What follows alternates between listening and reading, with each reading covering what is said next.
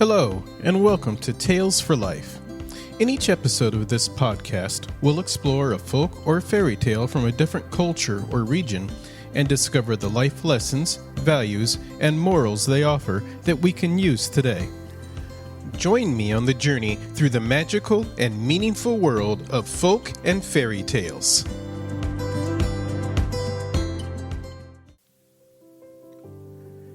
Thanks for joining me for another episode of Tales for Life, the podcast that journeys through life one tale at a time. Today we're looking back on a culture from many generations ago to talk about the best way to invest. Sort of.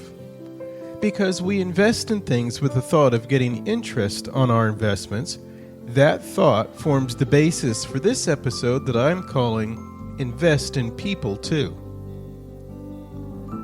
When we put money in a retirement plan, stocks, or some sort of savings account, we do it with the hope that our initial investment will pay us back some sort of interest. That is, we'll get out more than what we put in.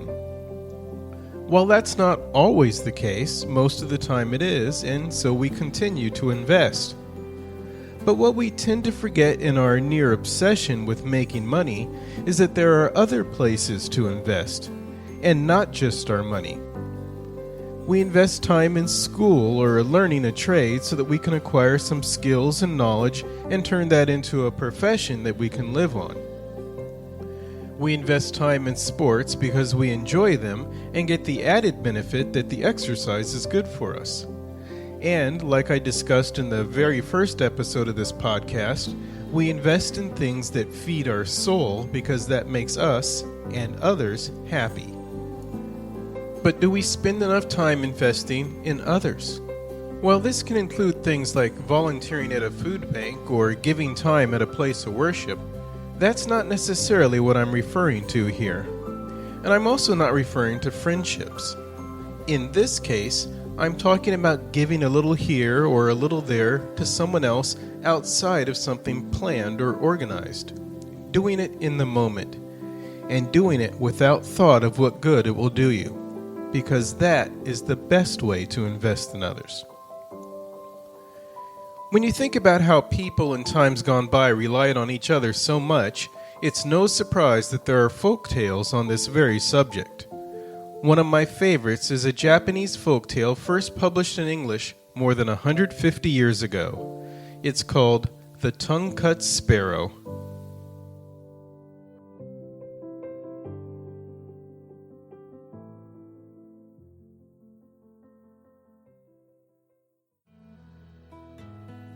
There was once an old man who had a wife with a very bad temper. She had never borne him any children and would not take the trouble to adopt a son. So for a little pet he kept a tiny sparrow and fed it with great care. The old dame, not satisfied with scolding her husband, hated the sparrow. Now the old woman's temper was especially bad on wash days when her old back and knees were well strained over the low tub which rested on the ground. It happened once that she had made some starch and set it in a red wooden bowl to cool. While her back was turned, the sparrow hopped down on the edge of the bowl and pecked at some of the starch. In a rage, the old hag seized a pair of scissors and cut the sparrow's tongue out. Flinging the bird in the air, she cried out, "Now be off!" So the poor sparrow, all bleeding, flew away. When the old man came back and found his pet gone, he made a great ado. He asked his wife, and she told him what she had done and why. The sorrowful old man grieved sorely for his pet, and after looking in every place and calling it by name, gave it up as lost. Long after this, the old man, while wandering on the mountains, met his old friend the sparrow. They both cried, "Ohio!" good morning, to each other, and bowing low, offered many mutual congratulations and inquiries as to health. Then the sparrow begged the old man to visit his humble abode, promising to introduce his wife and 2 daughters. The old man went in and found a nice little house with a bamboo garden, tiny waterfall, stepping stone, and everything complete. Then Mrs. Sparrow brought in slices of sugar jelly, rock candy, sweet potato custard, and a bowl of hot starch sprinkled with sugar, and a pair of chopsticks on a tray. Miss Suzumi, the elder daughter, brought the tea caddy and teapot, and in a snap of the fingers had a good cup of tea ready, which she offered on a tray, kneeling. "Please take up and help yourself. The refreshments are very poor, but I hope you will excuse our plainness," said Mother Sparrow. The delighted old man, wondering in himself at such a polite family of sparrows, ate heartily and drank several cups of tea. Finally, on being pressed, he remained all night. For several days the old man enjoyed himself at the sparrow's home. He looked at the landscapes in the moonlight, feasted to his heart's content, and played Go with Ko Suzumi, the little daughter. In the evening, Mrs. Sparrow would bring out the refreshments and the wine, and seat the old man on a silken cushion while she played the shamisen. Mr. Sparrow and his two daughters danced, sang, and made merry. The delighted old man, leaning on the velvet armrest, forgot his cares, his old limbs, and his wife's tongue, and felt like a youth again. On the 5th day, the old man said he must go home. Then the sparrow brought out 2 baskets made of plaited rattan, such as are used in traveling and carried on men's shoulders. Placing them before their guest, the sparrow said, "Please accept a parting gift." Now one basket was very heavy, and the other very light.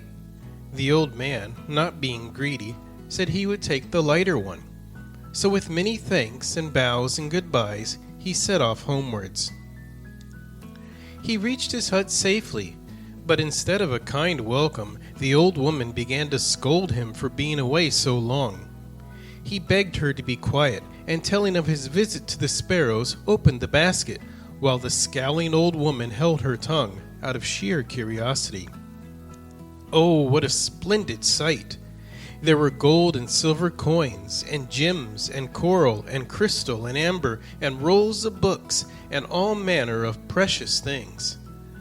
At the sight of so much wealth, the old hag's scowl changed to a smile of greedy joy.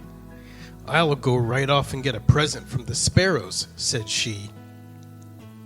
So binding on her straw sandals and tucking up her skirts and adjusting her girdle, tying the bow in front, she seized her staff and set off on the road. Arriving at the sparrow's house, she began to flatter Mr. Sparrow by soft speeches. Of course, the polite sparrow invited her into his house, but nothing but a cup of tea was offered her, and wife and daughters kept away. Seeing she was not going to get any goodbye gift, the brazen woman asked for one.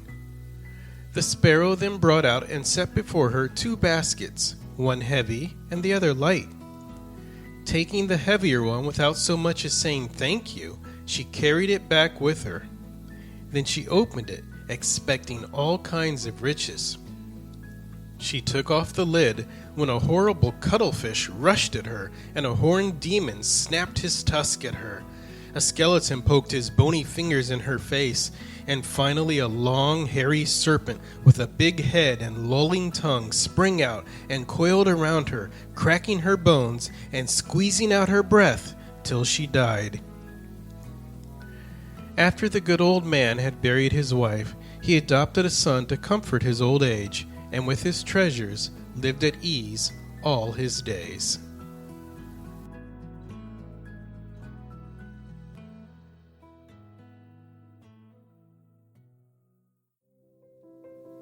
Wow, quite the story with quite the ending.